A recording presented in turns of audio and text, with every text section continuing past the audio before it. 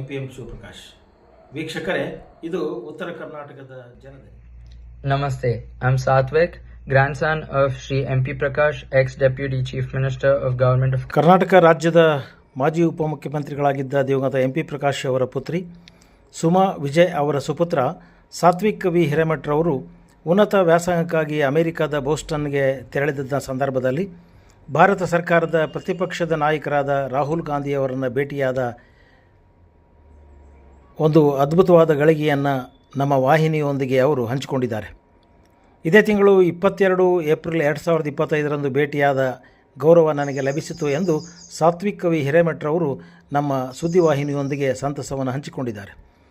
ಕರ್ನಾಟಕದ ಮಾಜಿ ಉಪಮುಖ್ಯಮಂತ್ರಿಯಾಗಿದ್ದ ನನ್ನ ತಾತನವರಾದ ದಿವಂಗತ MP ಪ್ರಕಾಶ್ ಅವರನ್ನು ಕುರಿತು ರಾಹುಲ್ ಗಾಂಧಿಯವರ ಜೊತೆಗೆ ಮಾತುಕತೆಯನ್ನು ನಾವು ನಡೆಸಿದೆವು.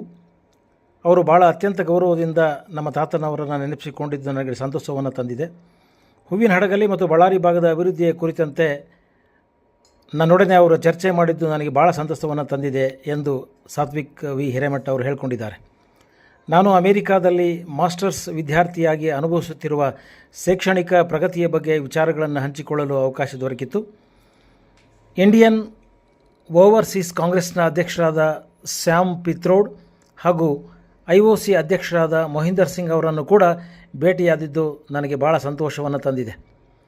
ಈ ಸಾರ್ಥಕ ಸಂವಾದಕ್ಕಾಗಿ ನಾನು ತುಂಬು ಹೃದಯದಿಂದ ಕೃತಜ್ಞನಾಗಿದ್ದೇನೆ ಎಂದು ಸಾತ್ವಿಕ್ ವಿ ಹಿರೇಮಠರವರು ತಮ್ಮ ಮನದಾಳದ ಮಾತನ್ನು ನಮ್ಮ UK ನ್ಯೂಸ್ನೊಂದಿಗೆ MP ಪ್ರಕಾಶ್ ಅವರ ಕುರಿತು, ಹಾಗೆ ಹೂವಿನ ಹಡಗಲಿ ಹಾಗೂ ಬೆಳ್ಳಾರಿಯ ಅಭಿವೃದ್ಧಿಯ ಕುರಿತು ಮತ್ತು ಅಮೆರಿಕದಲ್ಲಿ ನನ್ನ ವಿದ್ಯಾಭ್ಯಾಸ ಕುರಿತು ಚರ್ಚೆ ನಡೆಸಿದೆ. ಈ ಸಾರ್ಥಕವಾದ ಸಂವಾದಕ್ಕಾಗಿ ನಾನು ತುಂಬಾ ಹೃದಯದಿಂದ ಕೃತಜ್ಞನಾಗಿದ್ದೇನೆ. ಹೀಗೆ ನಿಮ್ಮ ಪ್ರೀತಿ ಸಹಕಾರ ನನ್ನ ಹಾಗೂ ನನ್ನ ಕುಟುಂಬದ ಮೇಲೆ ಸದಾ ಇರಲಿ. ಜೈ ಹಿಂದ್, ಜೈ Karnataka. Namaste, I'm Satvik, grandson of Shri MP Prakash, ex-Deputy Chief Minister of Government of Karnataka. Today I had the opportunity to meet with Shri Rahul Gandhi, Honorable Leader of Opposition, Government of India, during his time at Boston, United States of America. We had heartfelt conversations about my grandfather Shri MP Prakash, whose legacy he fondly remembers and deeply respects.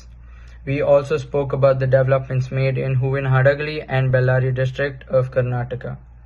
I also had the opportunity to speak about my journey as a master's student in United States of America.